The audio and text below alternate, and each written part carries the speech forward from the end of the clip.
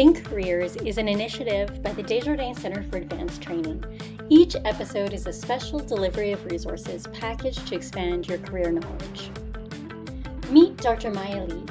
After completing 2 postdoctoral fellowships in oncology and cancer genetics across Canada and the US, Maya is now an assistant professor at the Marlington University. She runs a small lab investigating the genetic markers of ovarian cancer and supervises 3 graduate students. At the assistant professor level, a good deal of her day-to-day work is planning strategically for her next grant application and helping her students produce the most impactful research papers. In this video, Maya will accompany us where we talk about how you must prepare if you want to land a future faculty position like hers. For many trainees, a faculty position becomes the goal as they're completing master's, doctoral, and later postdoctoral training. In fact, up to 50% of postdoctoral fellows expect to land a tenure-track faculty position. The reality is that only about 20% of PhD holders, though, will ever find themselves specifically hired into a tenure-track faculty position. If you're interested in pursuing a career as a faculty member or a professor, it's important to have some basic understanding of the types of faculty positions that are possible. Generally, we can highlight 3 main types of faculty positions. There are research-intensive faculty positions that are held in universities generally that have a high level of research activity and that also house doctoral programs. These include major universities in each province in Canada and public and private institutions in the US. Some examples of institutions that may hire research-intensive faculty are University of Dalhousie, University of Toronto, McGill University, and the University of British Columbia. Research and teaching faculty positions are held at smaller universities and liberal arts colleges in Canada and the US.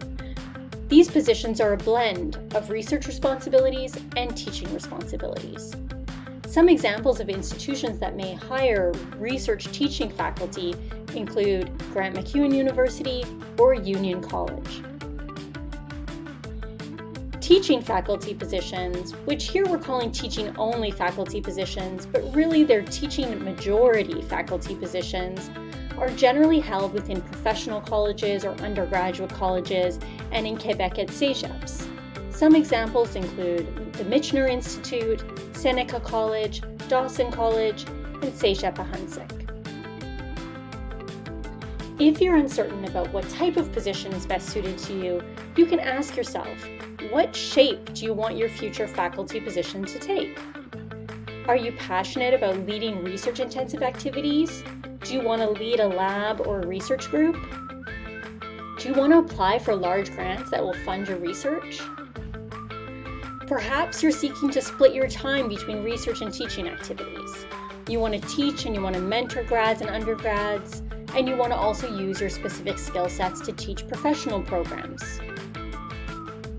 If your passion is really teaching, maybe you're really seeking to be hired for a specific full or part-time course load.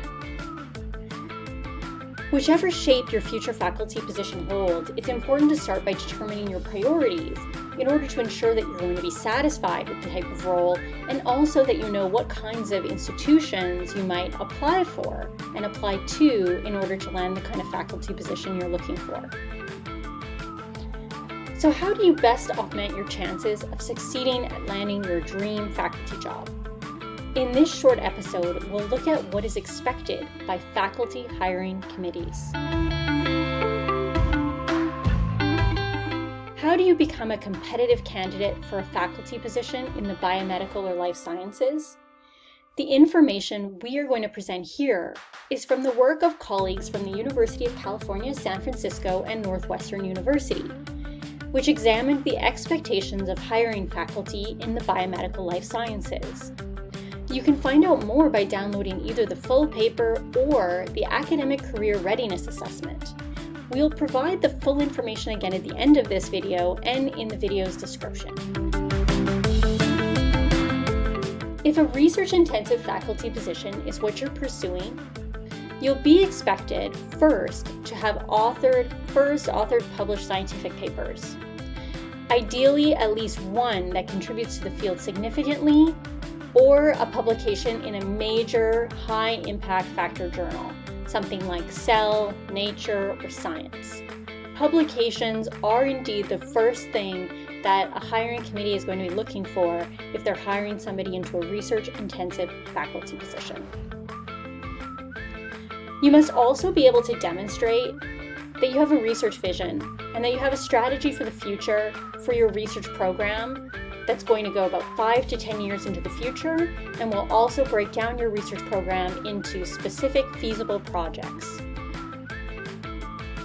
Your preparation for faculty applications should also include having a funding plan.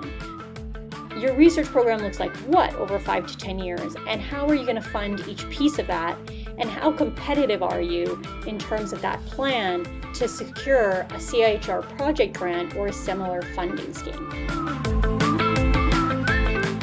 You're also going to be expected to demonstrate that your research is feasible, that the research plan that you've laid out is something that can be done with the resources that will be available to you, and that includes with startup funding that may be offered to new faculty. Hiring committees want to see that you're independent, that you have research independence, your own collaborations, and that you're not competing with your current supervisor's research program. And they'll want to see enthusiastic and personalized recommendations from your PhD and postdoc supervisor. For research and teaching positions, those that are blended, the expectations are slightly different. Faculty hiring committees are more interested that you have first author papers, regardless specifically of the impact of those papers or what journals they might be published in. They will still want you to demonstrate that your research program is exciting and that it's feasible over the next short period of time, say about 2 to 5 years. You'll need to be able to demonstrate that you know what kinds of institutions or organizations might support your research projects and your research plan, and how you'll be able to do these with limited funding. You should also have given some thought to how you would include undergraduates or master's students in your research plan. Hiring committees for teaching and research positions are looking for someone who has a knowledge of pedagogy and someone who knows about different active learning strategies in the classroom. They'll also look for someone with previous teaching experience, so for example, fully responsible for organizing or teaching a full course.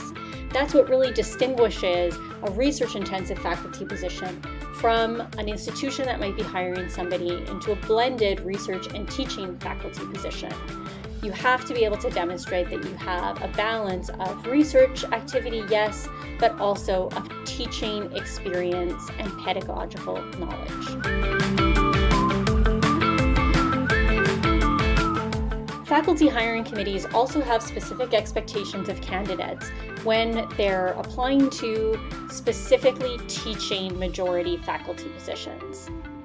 Here, they're looking for candidates who have been fully responsible for organizing and teaching courses, or who have taught to the kind of population that their institution actually services. They're expecting any applicant to be familiar with pedagogical practice, or any competitive applicant to be familiar with pedagogical practice, to have taken time to try different learning strategies in the classroom, to reflect on their teaching strategies and their learning approaches, and to have made different changes throughout time to curriculum. And they expect that you'll have recommendation letters specifically focused on your teaching skills. For optimal success, and regardless of the position that you're aiming for, you should endeavor to demonstrate your fit and your collegiality. Fit means that you're a good fit for the position within the institution or the department that you're applying to. And collegiality is how willing you are to share your ideas with your future colleagues, as well as the level of kind of professional work and collaboration with colleagues. You can demonstrate that you have these qualities in your application material, in your cover letter, your CV, your research statement, or teaching materials. But also, you can demonstrate in your interactions with the hiring committee or other faculty, if you attend a university visit, if you participate in an interview process, or if you're invited to give a presentation. In order to get you started, if a faculty position is what you hope to achieve, here are 5 key questions that you should ask. Which faculty position best suits you? What are you looking for? Focus your goals and be specific about what kind of faculty career interests you and what kinds of institutions you should look for positions and openings at. Benchmark yourself against the expectations for that kind of job. Do you meet the minimum expectations, some of which we've laid out today? What advice can your supervisor provide you? How can you get the necessary experience if there's something that you're missing? And are there other career options to consider if you fall outside the expectations of hiring committees? Remember to check out the resources for this episode in the description for this video.